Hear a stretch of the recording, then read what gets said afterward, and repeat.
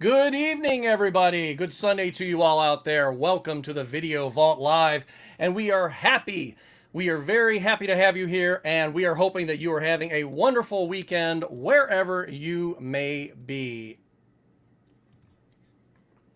Well, we'd like to thank you for joining us for our discussion of The Naked Gun from the Files of Police Squad. And, well, we know you have thousands of watching choices out there, and we're happy that you are joining us. If you could be watching us, you could be watching something that just bore you out of your mind, but you are here and ready to laugh with me, Dr. Scott, host of Game Closet on YouTube, and my awesome guests.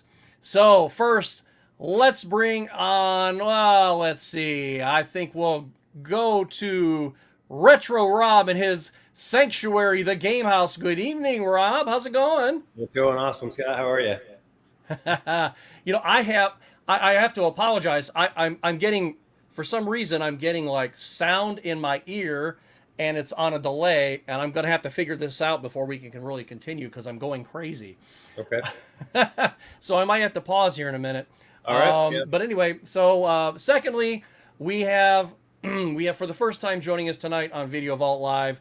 He's always stomping out fires on his YouTube channel. It is Dumpster Fire Dad. Hey, how's it going? Hey, going great tonight, fellas. How are you guys? I'm doing Good, real man. well. Doing real well. Awesome. Love your page, man. We love what you do for the community too. Thank you, man. Yeah, it's awesome. You're just pro of sharing everything, man. It's fantastic. Hey, I appreciate the feedback. I love being able to get the word out about what you guys are doing out there and all the content you're putting up, and just nothing brings people together like video games and comedy. So Yeah, exactly. Well, somebody just drops my stuff off in the combo. mailbox, and I just present it. I don't work on anything. So it's out there. A little bird brings it, that sort of thing. Oh, so whereabouts are you, Todd? Yeah, like in the world. Yeah, my location. I'm in my the dumpster my fire personal dad. arcade He's here. out back of a restaurant someplace. That's there's a Target burning down right now, and he's part of it. Yes, I'm on the run. Yeah, where about are you are here in the U.S.? Yes. I'm in Tennessee, the great state of Ooh, Tennessee. Tennessee. I love Tennessee. I have relatives in Tennessee. They don't see me very often, but matter of fact, I haven't been to Tennessee in many years. They never see me, so there you go. Unless And they're watching this. So if you're For one of my everyone out relatives, there, do I might be. you do a lot of YouTube, or do you do mostly just stick to Facebook? Because I saw your channel. I saw about 4 or 5 videos on there. So I'm I'm slowly growing into YouTube, but I know it's where I want to go eventually. So okay. So Just so everyone out there who's watching knows, like what the Appreciate besides Facebook, right?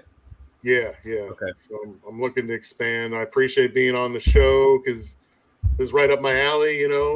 So I like movies. I'm a huge movie guy, and of course, I'm a fan of entertainment in general, music, movies, video game stuff. So, Yeah. so I'm happy to be I'm here. having a problem here, you guys. Hold on a second. All right. Sorry. I gotta figure this out, or I'm gonna lose my mind by the time we get to the end of the. Sorry, Well, at least- sorry, everybody. I'm getting 2 feeds of, and this wasn't happening earlier, and it always happens during a broadcast. It's just like, Yeah, oh, hey, man, we've got a problem. We've never had a show go off yet without a hit. So, Exactly. but we started on time. Yeah, we didn't start on time. I didn't mess that up. And you hit the live button too. So that's good. Yeah, I hit the live button. There we go. I got to figure it out. That's good. We're good. All right. I'm only hearing 1 so far. No, I'm still hearing 2. Ah! Wait a minute. We might be good. We might be good. We'll figure it out. If I have to keep stopping every once in a while. But anyway, we're here for The Naked Gun. Yes. And I'm very excited about this movie. I don't know if you guys are, but I know I am absolutely excited about it. So, of course, The Naked Gun from the Files of Police Squad. A lot of people aren't aware that it was a TV show first, Nice. and it was only 6 whole episodes. And I don't think it was very popular. A lot of the writing, a lot of the jokes, a lot of is all from the people who wrote Airplane, things like that. So I don't think it was very well received just because of the kind of show that it was, the kind of comedy it was at the time. But that's okay because, of course, later on it gave birth to the Naked Gun trilogy, and of course we still kept getting that kind of comedy. And I have to appreciate Leslie Nielsen for, and of course everybody else. Some of the other people who were in the show were actually in the movies as well. So I really appreciate the fact that they decided to stick it through and make a movie out of it, as opposed to, well, it didn't do well in one respect, but it's going to do well in the other. So anyway, of course, the movie starred Leslie Nielsen, Priscilla Presley, George Kennedy, O.J. Simpson. Yes, O.J. Simpson. We could shoot around that barrel all night, but we're not going to. And of course, the fantastic, the wonderful actor from Fantasy Island and other shows like Star Trek. We had Ricardo Montalban. Yes, so that's always fun. So I'm only gonna know him as Khan. Exactly. And to see him flip over the stadium at the end, man, is just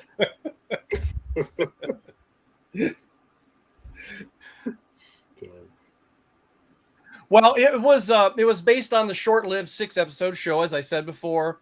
But the film was released in 1988. It had huge praise, a healthy worldwide box office of over $78 million. That's a lot of money from back then. Yeah, I'll say. $12 million budget. So that's one heck of a return that they got. And it's lasted the test of time. It's a beloved comedy by millions of fans who have, like us, who've been watching it for many years. And it's a hit with new viewers as well. My kids have watched it and they're just like, this is hilarious. So I can't wait to see what my 4-year-old thinks of it when it's a little more appropriate for her. So, but anyway, well, The Naked Gun is known for its hilarious slapstick comedy, and the detective Frank Drebin, well, he's a bumbling but loving character. Now, Rob, what was your favorite over-the-top moment, physical gag in the movie? I know it's gonna sound like I didn't watch it or something, but at the beginning when OJ comes in and immediately like they've got him and they just open fire on him, and of course right. so he has to run into everything that's terrible before he can actually fall out the boat, like touching the hot stove, the window closes on his fingers. He's just experiencing every annoying, worst thing ever. And then finally he just falls out the boat. That was like the best out of all to me. Well, I think that moment is actually, it kind of defines what you're going to see in the rest of the movie. Yeah. I mean, you get a little bit of that in the beginning, but I don't think you get it as much as you do right there, because of course, he's getting shot, he's burning his hand, he hits what, that cake or something. Yeah, was like a birthday cake there. And so he falls into it on his face. I think that's kind of interesting that ends up happening as well. Now, Dumpster Fire Dad, what about you? Is there anything that sticks out for you that you're just kind of like, yeah, I really thought this moment was, this over-the-top physical gag in the movie that this really kind of had you rolling? Man, it would have to be the full body condom scene. Yeah.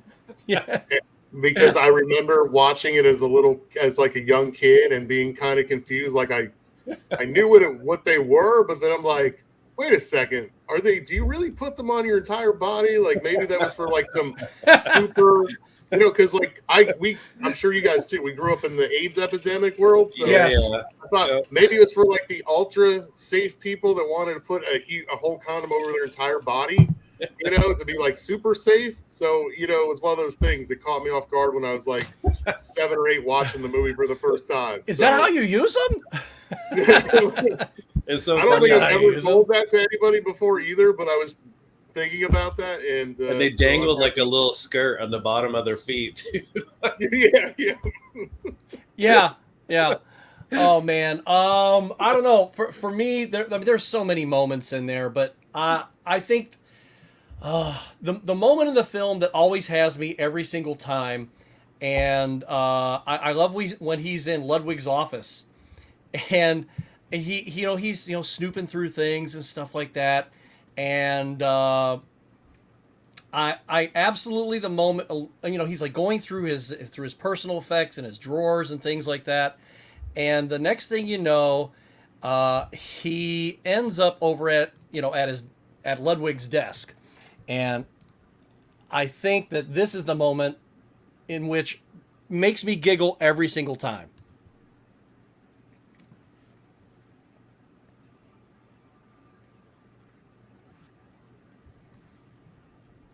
Oh, bingo. Bingo. I love that. Every single time that just gets me.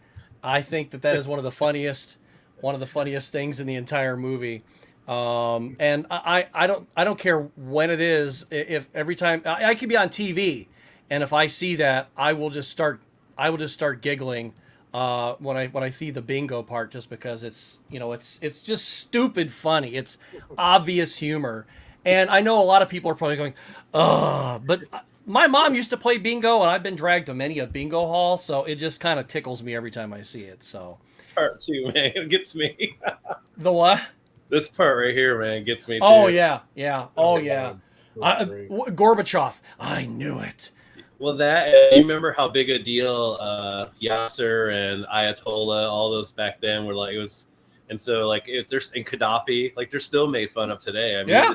the Simpsons had Ayatollah on the T-shirt. Yeah. I won't say what the bottom part said, Yeah, I remember that. but yeah. So of course at the beginning of the movie we have that, and Frank of course he's on vacation here. So, he decided to go relax and go on vacation, and that's just the kind of thing that a hero does. He goes on vacation, he goes and he hunts out this kind of evil in the world. Now, notice that Pap Schmear is there in the picture as well. So he's right here. You got all these world leaders, we'll say, world leaders, and then you got their thug Pap Schmear, just this guy, and all of a sudden, these guys are planning some kind of terrorist thing on America, some kind of event, and the next thing you know, he can't take it anymore. He's beating everybody up. Let me catch you guys in America. But then the next moment, you have what did you say earlier? It was like from like the Dragnet thing. It's like Rob? the Dragnet, yeah, the Dragnet siren. Yeah, the Dragnet siren.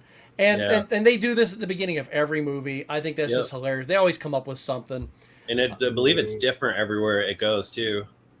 Yeah, it is. It's something different everywhere it goes. I think that's just absolutely. And more often than not, it's where cars aren't supposed to go, which makes it hilarious. Like, the shower, the roller coaster. yeah, I mean they're on the sidewalk right here.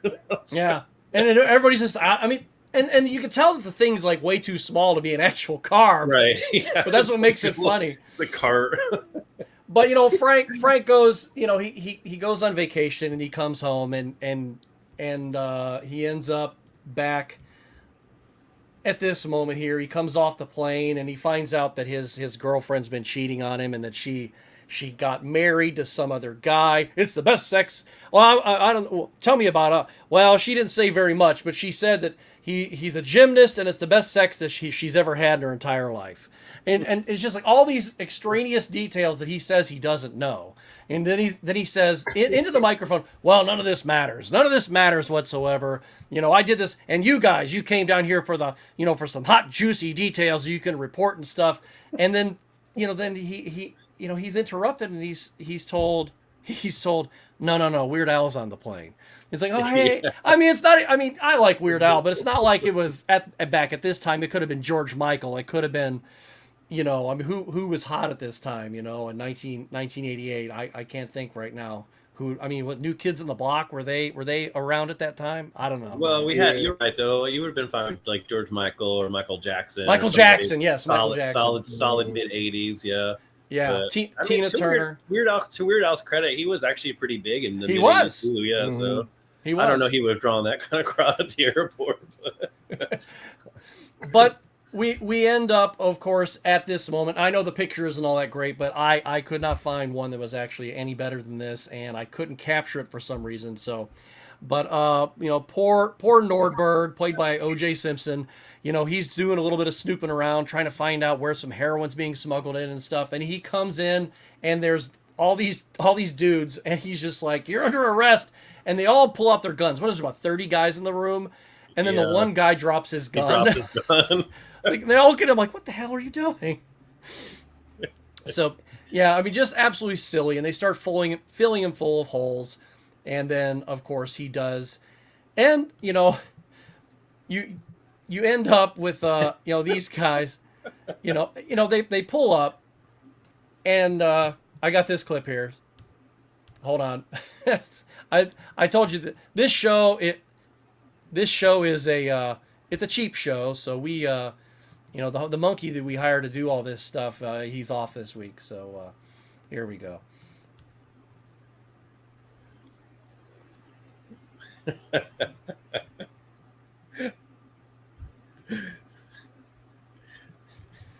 Yeah, I think, and every time you see something, silly like that. Now in the TV show, and even in the movies, every time Frank goes to park someplace, he's hitting trash cans.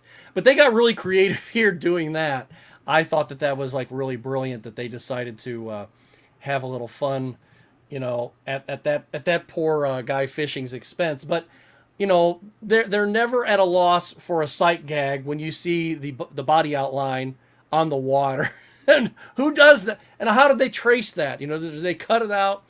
So, but poor Nordberg, of course, ends up in the hospital, and he comes to for just a few seconds, and let's see if we can hold on a second. I'm having technical difficulties. That's what I'm just going to start calling it from now. Technical difficulties. It wouldn't be our show if it didn't do it. No, I think it's more fun that way. There we go. Oh yeah.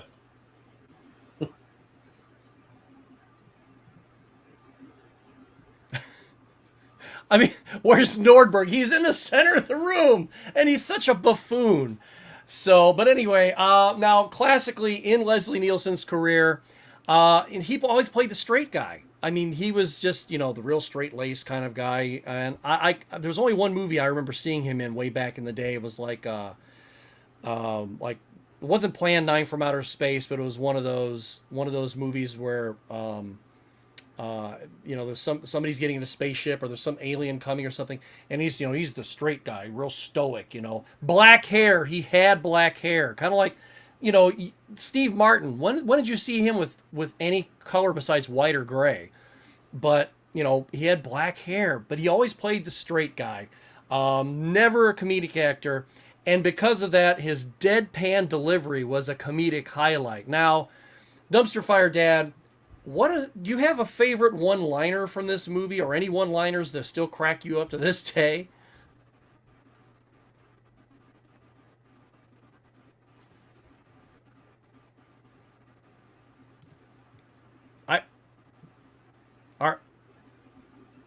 I'm not getting any audio.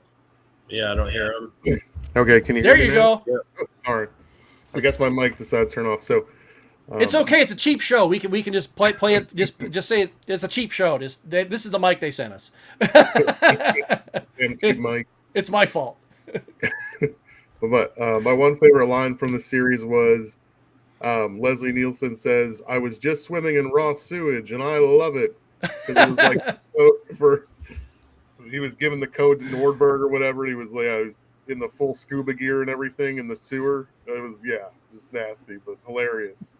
Yeah, we got good stuff. Rob, Mine was the bingo one too that you already showed. I laugh every time I see that too because it's so stupid. it is just so absolutely goofy, just goofy stupid. But this moment here. Oh yeah, the pen. Oh god. Yeah. Let's see if I can get the right clip up here. There we go. Nope. Hold on. No, I think he had it. I'm having, like I said, I'm having problems. I'll have to ask my buddy Dan Hadley. I'm going to do a shout out to him right now, and here's why. Dan Hadley runs a channel and two shows actually, the Space Book and Type 40 Live and Type 40, and they're pop culture channels. and he has, you know, people come on and will do what we're doing right here, but he's been doing this for like 3 or 4 years, and he can operate, and I'm sure he's using a PC. I don't know if he's using a Mac or not, but maybe he has 3 screens. I don't know, but he does everything so seamlessly, folks. And I'm trying to juggle back. Now, I've never seen him use any clips other than something that he's feeding in, like the stuff that I have like this. You know, that is actually in StreamYard right now, so I can just hit that at the click of a button. But I have like 20 clips here, and I can't feed all those into StreamYard. So I know, Dan, my hat is, you know, tip of the hat to you if you ever watch this episode, because you make it seem so easy. And yeah, subscribe to his channel if you like Doctor Who, if you like talking about anything like what we're doing here. Another really good show, and it's not as chintzy as ours. So think of ours as like the late night show after the, you know, the late night show, you know, not like the one right after the news, like the Tonight Show. Think of ours as the one that they don't give a very big budget. So that's our show. But we're like Wayne's World, but with collectibles. Yes, we are Wayne's World with collectibles, exactly. I think that is a very, very fine assessment. See, I keep getting this. Yeah, this is it. I had the right clip the whole time. I feel like a moron. I think I said that. Yeah, you did, but I thought I trimmed it at the wrong moment. So that's my fault, because I be stupid. Here we go.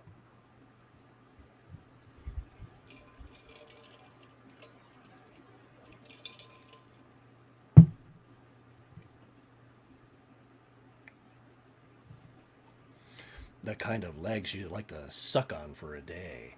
I think that is probably the second line that just kind of makes me giggle the entire, you know, the entire time, because every time I hear that, I'm just like, who thinks about that, you know? So, but anyway, you know, Nordberg, you know, let's get back to Nordberg here. Poor Nordberg. You know, he's of course in the hospital. He's been shot like 75 times. And I think that, you know, any normal person would have probably died, but no, not O.J. Simpson. He's a tough guy. So Frank finds out from Nordberg about you know, he's like trying to tell him, hey Frank, you know, I love you, and he's like, what are you talking about? You know, he's, you know, oh yeah, I love you too, Nordberg, that kind of a thing. But I think that he gets the idea that he's going to run down, you know, to the docks and snoop around there, because he gets the idea that the I Love You is a ship, and that's the ship that he was snooping around on. So now they're going to go ahead and head on down to the docks, and then that's when you end up with this moment here. And, you know, they had this going on in the show as well. You know, they had a shoe shine guy, and he always knew everything. So this guy, you know, hey, what do you know? What do you got going on there? Let's see if I can swap it real quick here.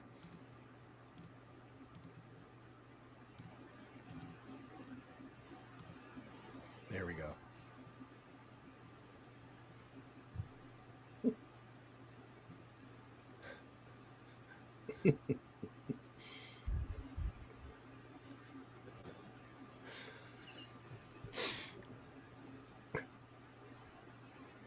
So now, Scott, should these have sound to them?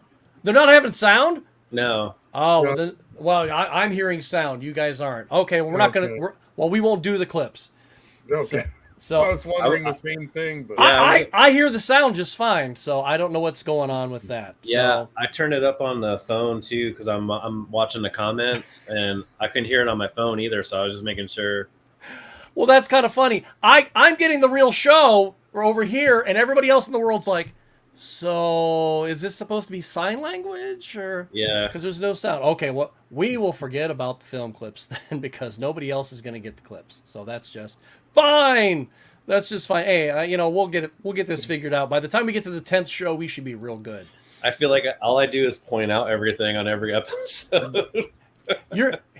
You're my litmus test. So I wonder how come I'm not to heck with it. You know, we'll just we'll just go on. So, you know, later on, you know, there's a chase scene because, of course, I was going to show you a clip of the doctor, which is one of my favorite scenes. Actually, I have it on my phone. My son and I will do that occasionally. So Frank goes into this room where Nordberg is, and you know he had placed a guard on the door, and the guard is there to to protect Nordberg from being murdered, and the doctor is under the spell of the villain in the film, and he's gonna smother Nordberg to death. And he's like, hey, so Frank rushes in the room, and he's like, Drebin, police squad, put the pillow down. And the doctor throws the pillow at Frank, and he's like, oh, like a pillow's gonna harm him. My son Cameron and I, we'll throw pillows at each other occasionally, and we'll both do that. Oh, Drebin. So, so he gets in a chase scene with this doctor, and that's the funny thing is because the doctor is not supposed to be aware that he's an assassin, because he's been hypnotized. So now he's on the run, and he ends up getting.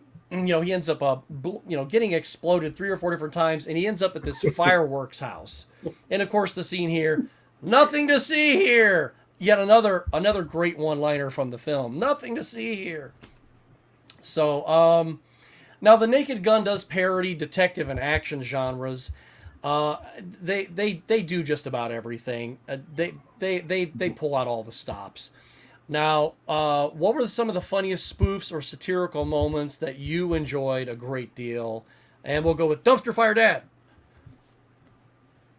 Well, man, there's a lot to choose from, but yeah, I like the constant abuse of Nordberg, and I think because that and the ironic part is, all these movies took place before, of course, all the actual OJ stuff, so. Right. It's just it was like a precursor to karma, for this movie that the roles he's recognized for in film history is him being just buffooned and beaten and harmed in all sorts of terrible ways, which in reality is, unfortunately he hasn't got that in real life, but at least we've got it on film for 3 movies worth of abuse, Yeah. And it's hysterical to watch it now, especially because it's like, oh my God, it's OJ and he's getting the crap beat out of him all the time. It's just a great piece of cinema history. And, so all those moments are classic. I love the scene. Is it the first one or where the Queen, where he's like in the wheelchair and she goes down or no, he pushes an old lady down. Is it the Queen is in the wheelchair in one scene, or is it, I might be getting my scenes mixed up. No, there's Nordberg's at the end of this movie in a wheelchair. Oh, that's right. Okay, it was Nordberg in the wheelchair, and he gets pushed down those stairs. Over. Yeah, and then he roughs up the Leslie Nielsen. Drebin roughs up the Queen, right, when he jumps on top of her trying to save her. Yeah, and they slide all the way down that table, which is a 40-mile table. Yes, knocking everything over. It's super long for no reason. And everything that he's doing is forthright. He's trying to save the Queen. He knows something's going to happen, but he ends up tackling her because, of course, there's the villain who I haven't even shown a picture of yet. Boom, Ricardo Montalban. Oh, wait a minute, it's not even showing up on the screen. Hold on. It would be fun if Ricardo Montalban had grabbed that musket and the horns had just gone off in Leslie Nielsen's ear, so he's all disorientated. He's dizzy. He saw a gun. He saw the Queen, and then he acted. Right.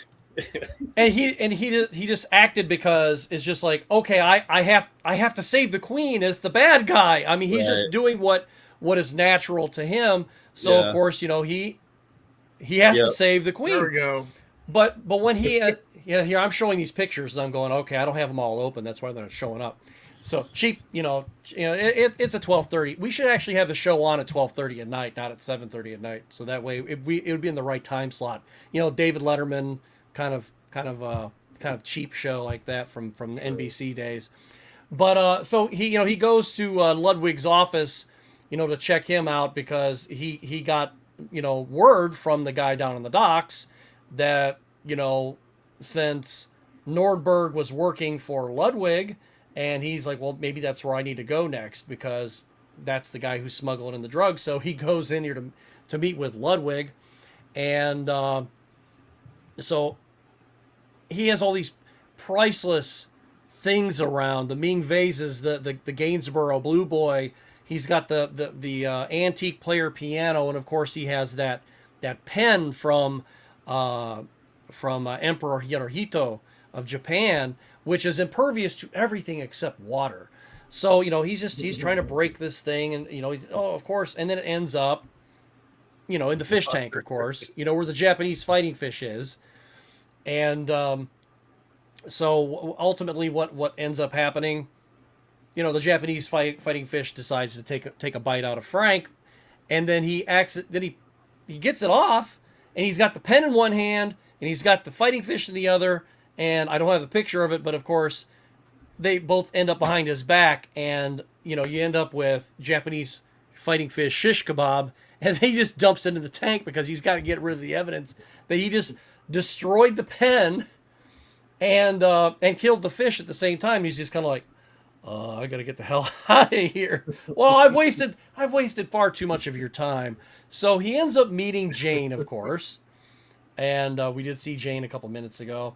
And so, it's like she has to get a box of files and stuff. And, of course, yet another great line from the movie, nice beaver. She's up on this thing. Nice beaver. Oh, thanks. I just had it stuffed. And I realize that there is the physical beaver here, and it is a taxidermied beaver. And I'm not a complete idiot. I mean, sometimes I am, but sometimes I can watch a movie 1,000 times and not get everything I'm seeing or not hear everything. But it didn't occur to me until this last time that I watched it that when she said that she had just had her beaver stuffed, what that meant. It never occurred to me and I just thought it was just like the literal sight gag. Here's a stuffed beaver. Ha, ha, ha. So that just stuck with me, I think, since the time that I saw the movie when I was like 17 or 16 years old, something like that. However old I was at the time, 15, 16. So, he kind of likes her a little bit. He's you saw the thing where he was like talking about, you didn't get to hear it, where he's like, she's got the kind of she has hair that is like, spun of gold, and she has the kind of legs I like to suck on for a day. He's like really attracted to her, and she's very pretty, and she's, very sultry, but not in a trampy kind of way. And so Ludwig's kind of like, I want you to do everything you can to kind of help Mr. Drebin out. And she's kind of like, okay, she's not thinking that she's going to end up being a, in a relationship or anything. And she's not really thinking that she's going to end up being, kind of like deceiving him or anything, but that's what ends up kind of happening here. So she ends up over at his house,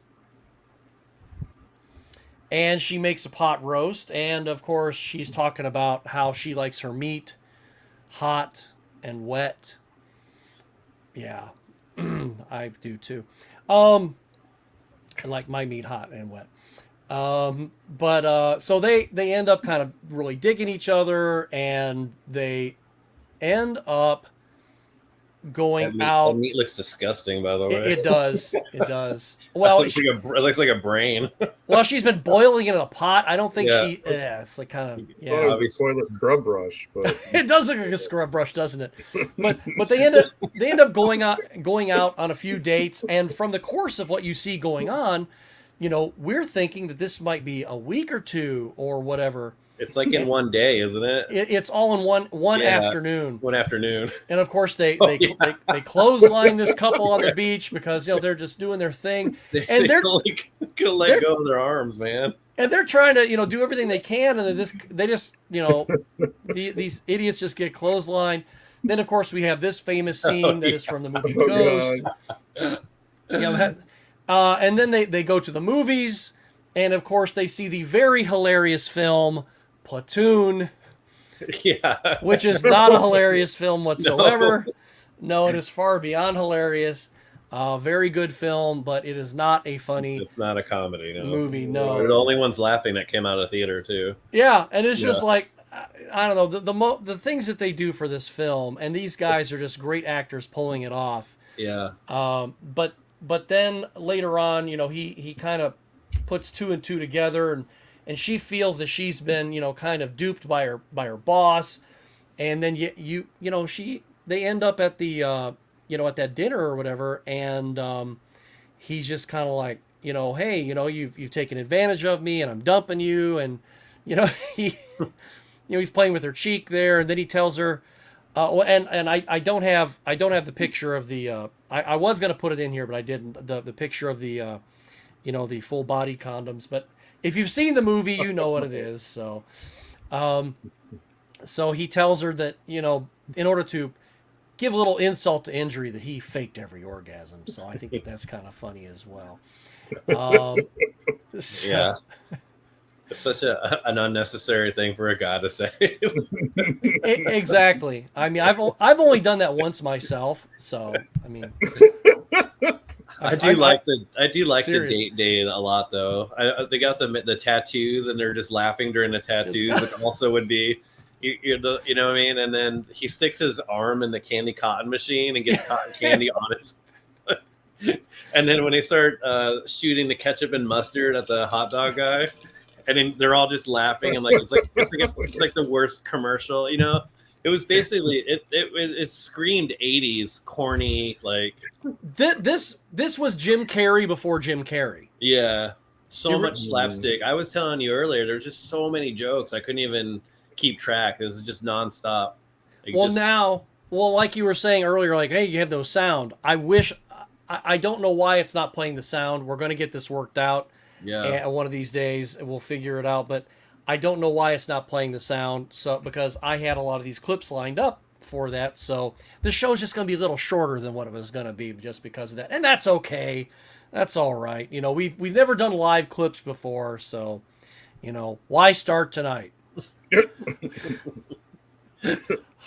God, it wouldn't be our show if there wasn't a problem.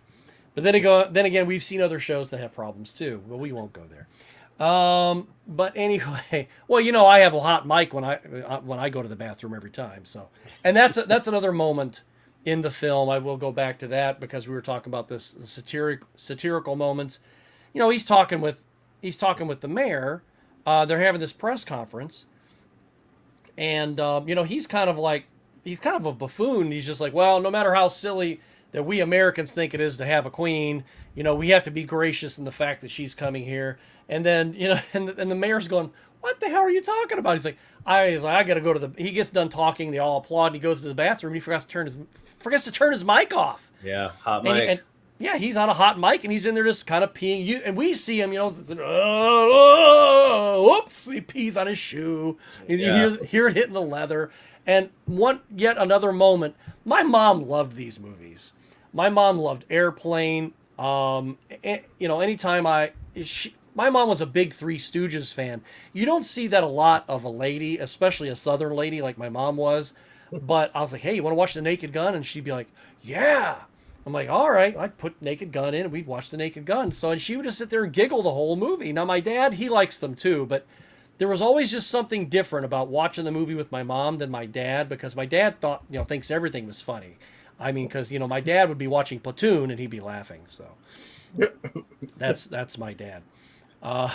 But of course, at the banquet, as we mentioned before, he tries to save the queen when Vincent Ludwig has that musket from the Revolutionary War, and he's completely disoriented because of the trumpets and everything in his ears. So he tackles the queen, and he is taken off the force by the mayor. So poor Frank Drebin is standing there and he's cleaning out his desk and the files and stuff. And I did have the clip here, but that one moment when he says, just to think, I could be arrested the next time I shoot somebody. It's like, oh my gosh. And then he finds that evidence that's in the locker from some guy who got sent to the chair 3 years ago. And he's like, but Frank, he's like, Ed says, but Frank, he went to the chair 3 years ago. And he's like, it doesn't matter anyway. So, but let's talk about the iconic baseball scene. Now, I don't have, I did have clips, but I have a few pictures here, of course. So he gets to the baseball park. He knows that something's going to go down at the baseball park. Somebody has been programmed to kill the queen at the baseball park with this hypnotic device that Ludwig has. And so he has to frisk everybody. Of course, he has to frisk all of the players and everything. So and he's not even supposed to be there because he's been thrown off the force.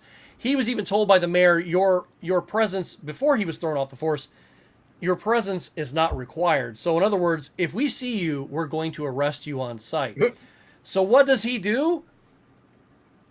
Well, before I even talk about that, so we have this very absurd and long comical thing going on here at the park. And I'll bring up this first picture. So Rob, of all the stuff that happens here at the park, as soon as he walks in, what are some of the things that are the real standout moments that you every time you watch this is something that makes you kind of giggle? Well, right off the bat, then they were bringing the queen down to her seats, and I love that there's just two dirty dudes drinking their beer already sitting there, because that's what we do at ball games. Like, I've done it. I'm like, oh man, front row's open. You're already like, and the game's about to start, so they're probably not going to show, right? Right. So you go sit down there, and like I've been asked to move before, so like it's very relatable. Absolutely. Yeah. And they're just like, they shoo him away, and she's even kind of looking like, because of course the queen's very proper. But what makes it funnier though is these seats weren't even normal stadium seats. They were like red velvet special seats put in the stadium just for the queen. So these dudes clearly had to have known, you know what I mean? Like, these weren't just normal seats they were taking. And they look like thugs too. They just, like a couple metalheads, man. I could relate. Like, yeah. It looked like me and my buddy hanging out there from like the 80s. Like, yeah, man, Metallica shirt. You knew, man. Those seats, there's no way like those were normal seats. Like, you wouldn't want to take those for, with the rope around it and everything. Right. But, hey, man, that's what people do. They'll try anything. Well, Dumpster Fire Dad, anything that stood out here for you? In the baseball scene as a whole, like, I mean, from the second he gets to the park and on. I guess when everything goes crazy, where he's trying to stop the bomb, and he ends up like messing with the scoreboard, and everything just goes wild. Like, the players are fighting each other. Everybody starts beating each other up, and it's like a complete riot scene. There's so much going on in that scene. It's nuts. My favorite, and to add to that too, is that he finally stops, the bad person, and then everyone thinks that the opera singer did it because he. Oh yeah. It's Enrico Palazzo. Here's his chance to finally clear his name and then be like this hero to the city.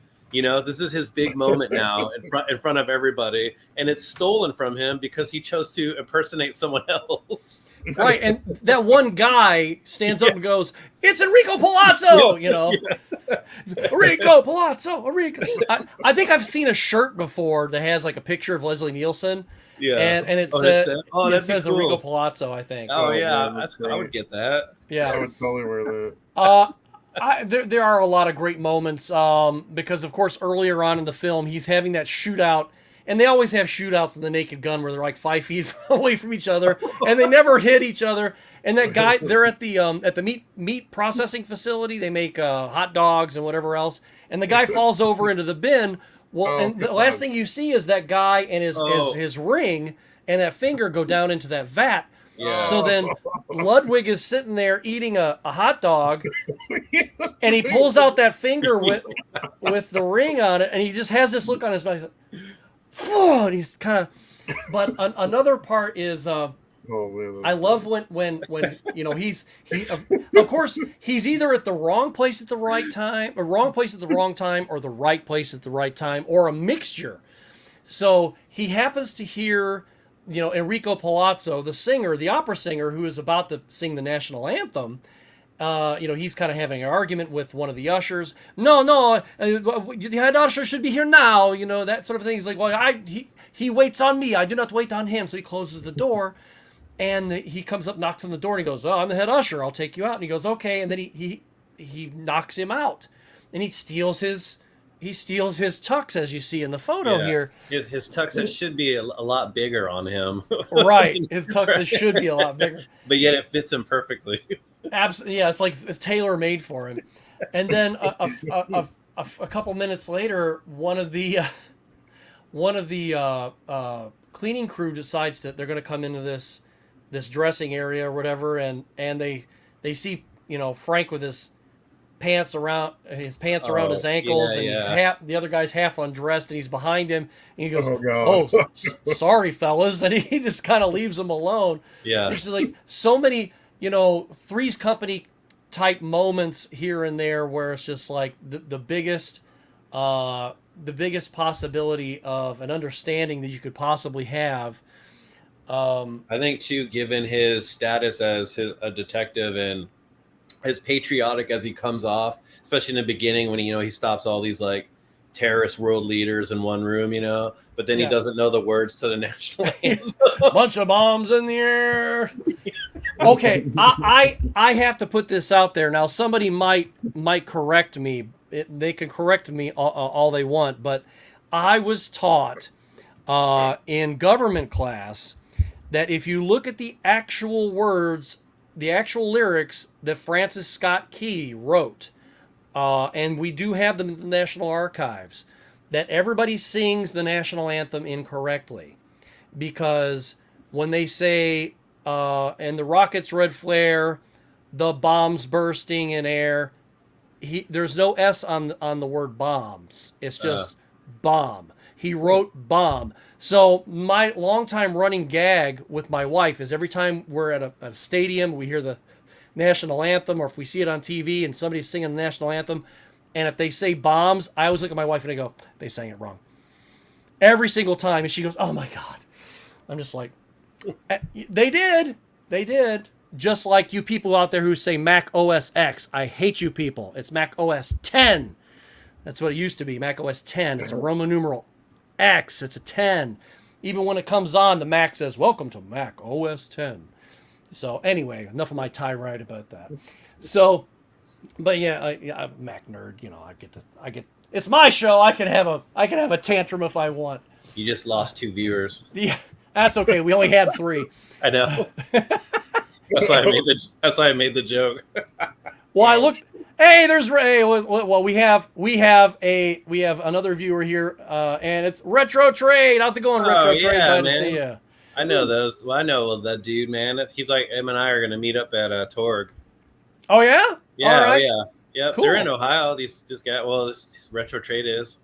Okay. Well, I'll have to. Well, I'm probably following Retro Trade, but I've promoted their stuff before. I probably don't know exactly where in Ohio they're at, so I'll have to.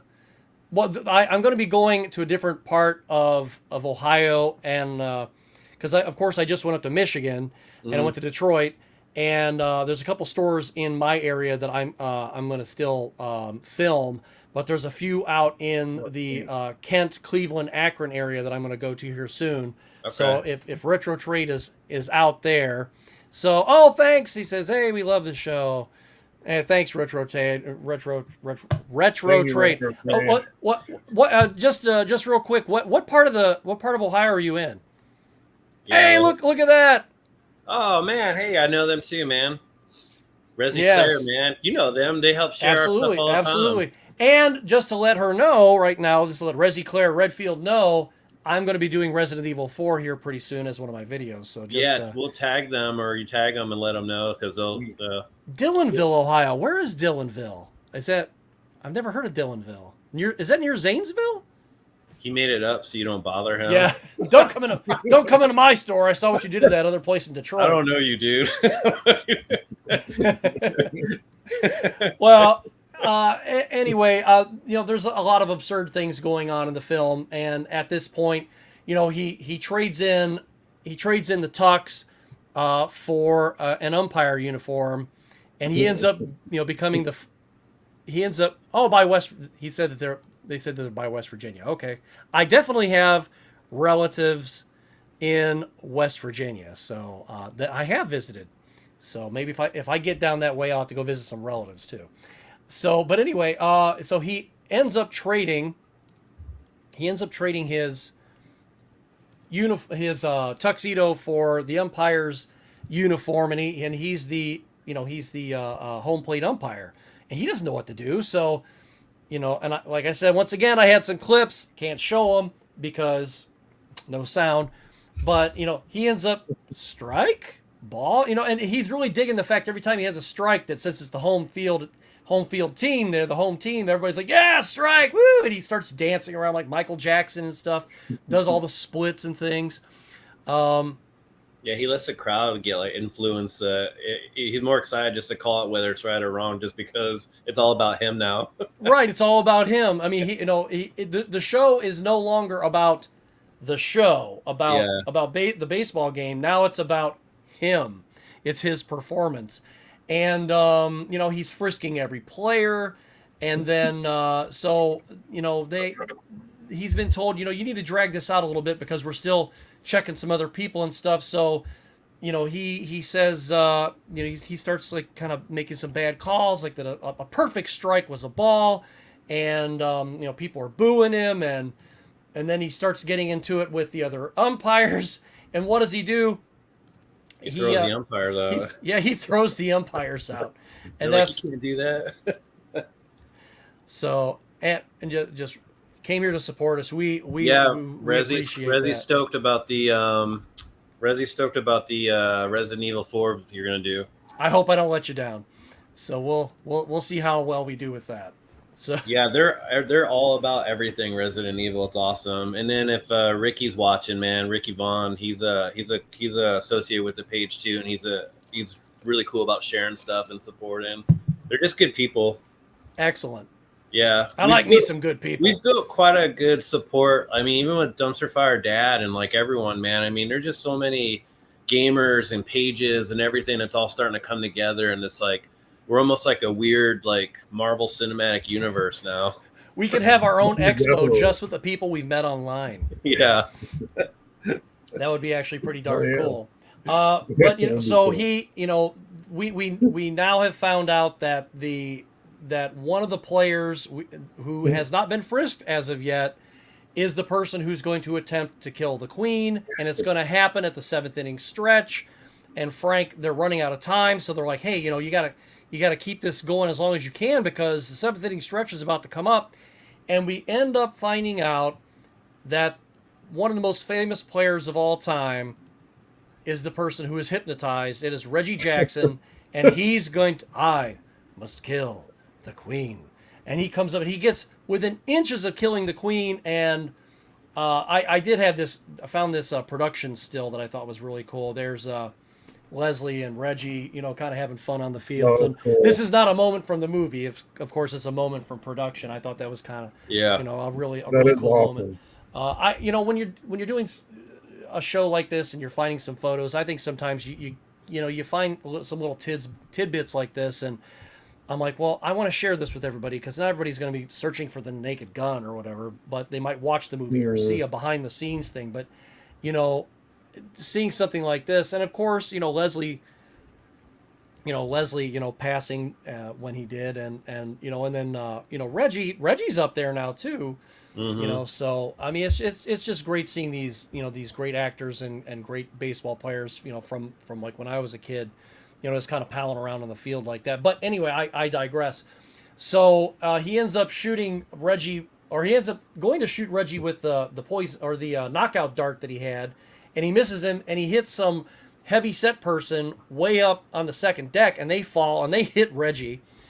So, and of course, I already kind of took the question away. It says, my next question is, the film is filled with cameos and unexpected appearances.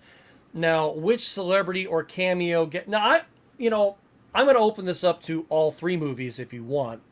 I mean, I haven't watched the other two in a while, but I do remember a couple people who have appeared here and there.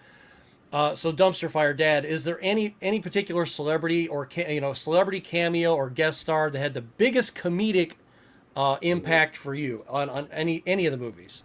Oh, biggest comedic impact, man. Um, I mean, I I know think what I mine remember, is. when Priscilla Presley was was in it. I just remember watching the movie, the original, with my dad, and my dad was really taken aback by her presence, just Right. because I think he really liked her. So Yeah. just so yeah, that's Well, the cool thing, I mean, even though she was married to Elvis Presley and then they divorced, she was an actress on her own. She was on Dallas. She was in movies and stuff. And it mm, wasn't like she needed Elvis's star to make herself a big star. I mean, she true, she held her own, and she definitely. not only that, but she was a very beautiful woman. And according to everything, you hear whispers here or there. This person's not cool. This person is cool.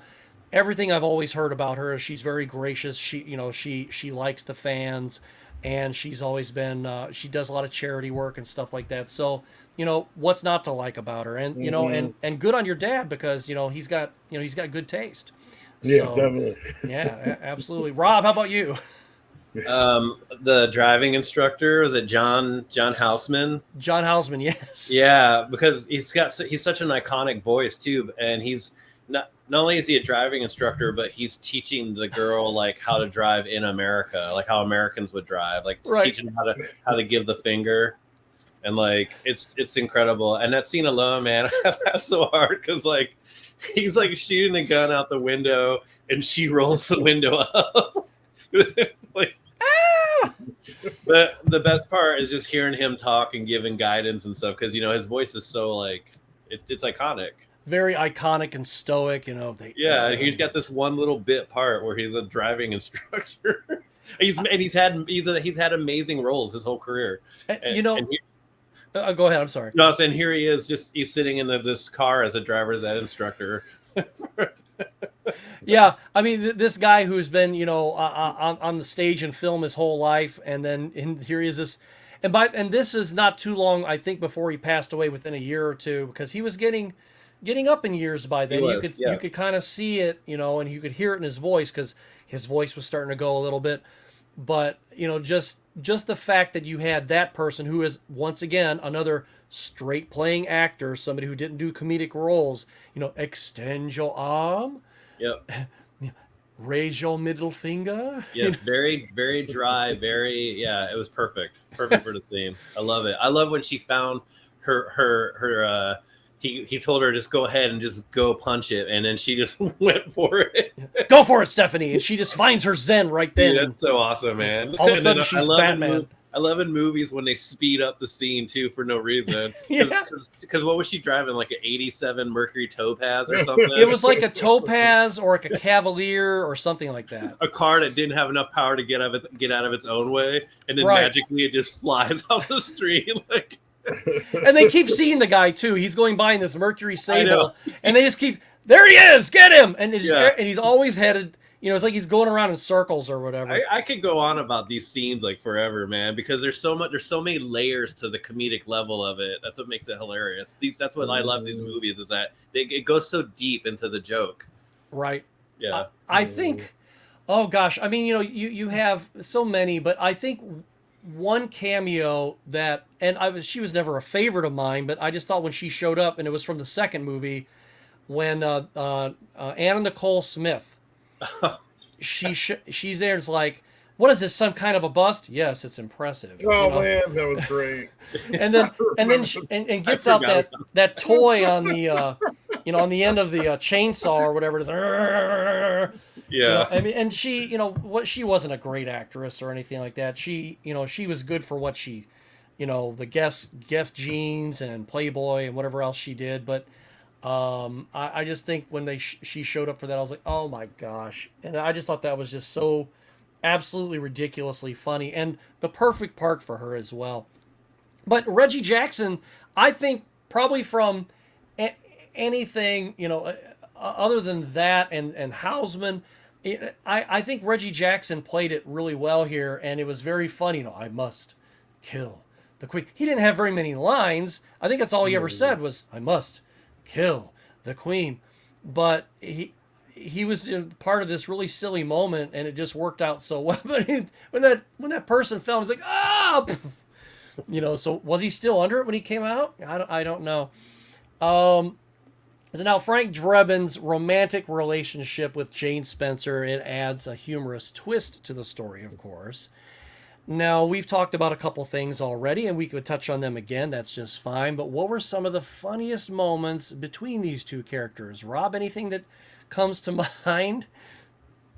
Yeah, the scene right before they put on the giant prophylactic suits, when her dress just comes off, and then his whole suit just pulls away. Like he goes undo his tie, and like the whole suit just comes off. I don't have I don't have it. We won't be able to hear the sound, but I believe I do have. Probably not as funny, but to most people. But it just makes me think of those like NBA, those tearaway pants or whatever, like a whole suit just made that way. I'm going to throw this out there real quick. Another line, because like I have just this clip here, and I'm not going to show it because you can't hear it. But another thing that he said that I thought was really funny was when she they get to the end of their date, which lasts like one day, and she says nightcap, and he goes, "No thanks, I don't wear them." And I'm just, what? Yeah. So dumpster fire dad, and any moment that kind of stood out for you with with their funny moments between these two characters whatsoever.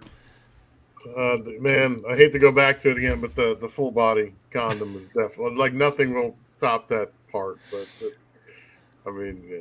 It's funny though, because it's so obnoxiously funny. Like it's these just giant rubber suits, like even the package on the table was this giant, like it had the tear on it. Yeah, giant square. I think there was a moment. They were still kind of seeing each other, and she showed up at his apartment, and because she heard something about her boss, and she started to get kind of suspicious of him a little bit herself, and you can tell he's not home a lot just because of what's in his fridge, and she's like, "Oh, are you hungry?" And he gets out that Chinese container, and it says Ming Wu's on it, and she says Ming Wu's. I thought they went out of business. He goes, "Oh no, I just got this," and he opens it up, and he's just like, "Oh!" and he passes out for a second. Yeah. Oh, that was great. I think that is one of those moments that is just like when I saw that in the theater, there were a lot of moments. I wish that you could pause it in the theater sometimes because, you're going to miss like the next 30 seconds to a minute because you're giggling so hard, or you're just trying to wipe the tears out of your eyes going, "Oh my God." Because he came in there, remember, he grabbed the milk, which had been on the counter anyways, and then he went to of course it's gross. It's been on the counter for long enough to be chunky. And then what did the mayonnaise say? The mayonnaise said something like 1982 on it. Resi Claire Redfield says, "I hadn't watched The Naked Gun and it's been so long." And had to rewatch today. It'd been a while I was telling Rob. Now here's what's kind of funny, because like you can see right here, that's where my studio TV usually is hanging, and I have a Blu-ray player which is right here. Now, mind you, I have the Blu-ray player directly hooked up to this TV. But whenever I play my video games here in this office, I can either play it here, or most of the time, I end up playing it on the screen that's in front of me right here. And it's a 4K 32-inch Samsung computer monitor. So my main TV on the living room, which is a 55-inch, died this week. So I had to take this out to the living room until we buy a new TV. And so I'm sitting there saying to Rob, I go, "Oh man, I was going to watch it here in the office." And there's not a Blu-ray player out there right now because I have anything that's Blu-ray capable is in here. So either I'm sitting there, I'm like, bitching like a first world person going, "Oh man, I can't watch it in the office. I'll have to take something out to the living room or something," whining about it. So, and then I'm like, "Yeah, I've got Naked Gun Trilogy on Blu-ray." No, this is DVD. When I ordered it, I forgot that I was going, do I want to pay $50 for Blu-ray, or do I want to pay $12 for DVD? And then they never had the DVDs. It was like it would always show up and go, that's out of stock. And I'm like, I saw that as a sign. You don't want me to have it. Like Rob said to me, this is not like a special effects movie. DVD you is don't just need fine. it higher than DVD quality. Yeah, and on top of that, if it's not shot within the last, say, 15 to 20 years, I'm going to push 20 years, but the last 15 years, it's going to get real grainy or sometimes get sort of grainy if it's bumped up to 4K anyway, depending upon the action that's going on. Yeah, you can only do so much, and your eyes can only see so much anyway. So exactly. Yeah. So, but anyway, I'm going to get back to our. So of course, Vincent Ludwig, he's found out, and he. I did have the clip where he does, get killed here, but he's found out, and he's like, you've ruined my life, so I'm going to ruin yours, and. Frank grabs a hostage. Two can play that game, and he just grabs some random lady in a phone booth. He's holding her, and is like, "What? What the?" It's like so absurd, And she's just like, and he's a cop on top of that. Hey Scott, close out my comment here so we can see DFD. There we go. There we go. Sorry, I'm glad you reminded me. Covering his handsome mug, man. So, but yeah, so, I forget what happens exactly here. Maybe you guys can remind me. Doesn't he use the darts again? Yeah, the watch thing, yeah. Yeah, and he hits him in the neck, and he falls over the banister, and it's like, oh, maybe he's okay, and then the steamroller runs him over, right? The bus did, and then a marching band, right? Right. Then the marching band was last, and then they're the ones that hit the marching band comes by. Right, yeah, they stepped on the controlling device. And they step on the controller device, which, of course, causes Jane to become under the spell, and I must kill Frank Drebin, that sort of thing. So he proposes to her in front of God and everybody. There's a camera on him, professing his love, sitting there saying, "Oh man, I'm just a cop, and it's a small ring, but it's good enough for an honest cop's pay, and I love you, Jane." And everybody's watching this. The players down on the field, they're beating the hell out of each other, and everybody's kind of getting into it. And then even the guys up in the announcement booth, "Hey, I'm so sorry I yelled at you last week," and all the guys are not, "I'm really sorry." And then you see an Arab and a Jew, and they're hugging each other, and everybody's just kind of getting everybody who should. I wish you would have seen Bill Murray right there going, "Dogs and cats living together, mass hysteria." That's what it was. The dog and the mailman were getting along. Yes, that is right. The dog and the mailman was getting along. I forgot about that. So, but Vincent Ludwig is gone, and then the mayor is like, "Oh my gosh, Drebin, we're so happy that that you saved the day, and we want to have you back at police force, and I thank you, and the city thanks you." And I guess the whole world, I guess, is in your debt because you saved the queen. But there's somebody else here who wants to thank you, and of course, it's his old friend Nordberg. There he is. And he's there in the wheelchair, and it's like, and what does Priscilla say? "Frank, oh man, everybody should have a friend like you." And then he pats him on the back, and he just, that wheelchair goes down the ramp, and he goes shooting off the railing.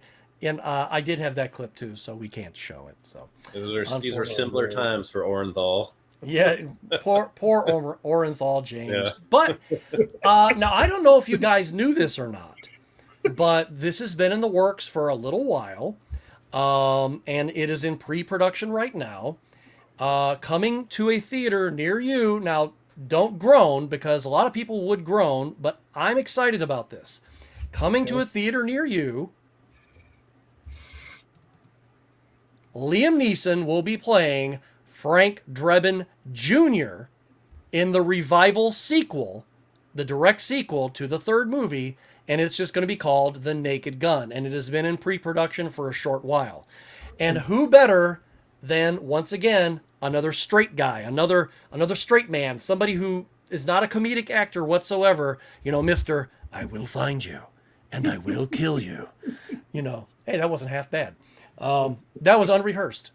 So I think that this is, but I mean, Frank Drebin Jr.,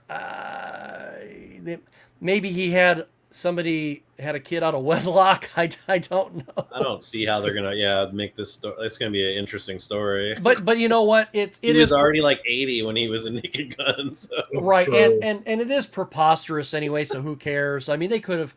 You can't have somebody like Ryan Reynolds playing the part because it wouldn't work because he's the classic smartass, So I mean, this could work. I don't know. I think it would work. I'm looking forward to seeing what they've got, and I hope that they write it the way that it would have been written back then, and don't go, oh well, there's we have to appease the woke crowd. Well, the woke crowd's not going to go see it anyway, so don't write it for them. Write it for people who want to watch. Yeah, you're already eliminating a huge demographic with the word naked. There you go. Absolutely. Well, now Rob and Dumpster Fire Dad, as you probably had heard, unfortunately, Leslie Nielsen, he is no longer with us. He passed away this week at the age of 97. And, this past week, and he'll be missed by his fans. No, Scott. Yeah. November 28th, 2010, man. This is way wrong. What? That wasn't this week? No. Yeah, I thought he died a while ago too. No, hey, hang on. I can fix this. Hang on. Hold on. Better? Okay. There we go. There you go. Wow, I almost screwed that up. Man, so I'll bail you out so much on this show. Age 84 he was. See, did I fool you guys at all? I was pretty sure he died a while ago, but yeah, you were just Dumpster Fire was just gonna go with it, man. He's like, whatever. Whatever. It's a dead guy. He's like, a dead guy. It's all right. He's like, well, Scott's done. Delete. Yes, that is true. I am a moron. No, it's all good. But I when I heard, because he was in a lot of great comedic films, and what was the Dracula Dead and Loving It, and there's a few others that I saw here and there, and they don't hold a candle to Naked Gun, the Naked Gun series, or Dead and Loving It actually is pretty decent because it's of course you have the genius of Mel Brooks there. Yeah, that was Mel Brooks. So yeah, so you can't go wrong with Mel Brooks. But Art Freak seconded you being dumb, by the way. Well, she's right. She's absolutely correct. She would know. Oh, look, this is the best part, man. Now DFD's in the flames. Well, and that would mean that we have come to this part of the show where we have to summon the harbinger of memes.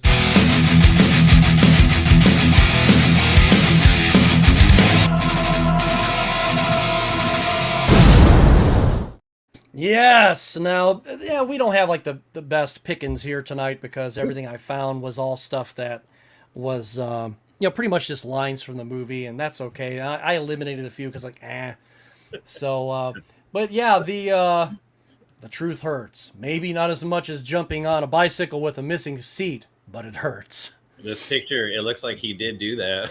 Yes, he is. He does have a little squint, doesn't he? So. Sure. Like something plastic on a card in Toronto. So, like a midget at a urinal, I was going to have to stay on my toes. Oh. Yeah. Okay.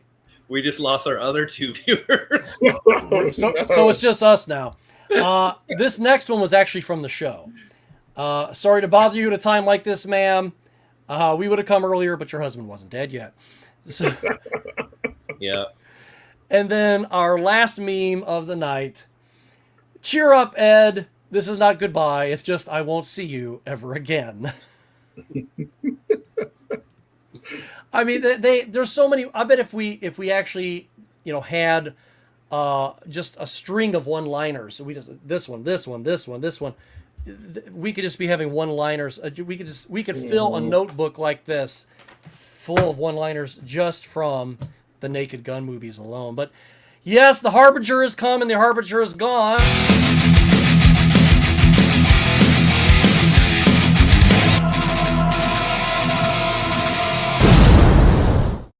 Yes, the Harbinger was here, and the Harbinger is now gone. So yeah, we've come to the end of our show, and I would like to thank Dumpster Fire Dad and Rob for stopping by. Dumpster Fire Dad, please let everybody know where in the world can the folks who are watching this live, and then the people who will pick this up later, where can they find you on the web? They can find me primarily on my Facebook page. Just look up Dumpster Fire Dad and hit the follow and like button, please. If you have a page of your own, I'll happily follow you back. And also subscribe to my YouTube channel because it is a work in progress. And trying to get my follower count up and start putting some solid content up there too. So yeah, absolutely. Well, you know what Winston Wolfe would say about that. Absolutely. I think he would really enjoy that. But, you know, Rob, I don't know if Dumpster Fire Dad knows this or not, because I know you do. I'm pretty sure I've told you before, you know. Well, Dumpster Fire Dad, you know, I met Peter. Yeah. I knew that was coming. I had to get it in at least once, right? Oh, sweet. So, I did not know. That's awesome. Yeah. Rob, well, now you'll never hear the end of it. So you will never hear the end of it. Let's go back to the comments one more time. Yes. Well, hey, thanks for stopping by. We really appreciate you stopping by the show and checking us out. Yeah, dude, that's awesome. Rezi, thanks, man. You guys all rock, man. I love it. Yeah, thanks for stopping by, and we have to check out our cheesy offerings here again, and we are hoping to have this movie up next for your viewing pleasure.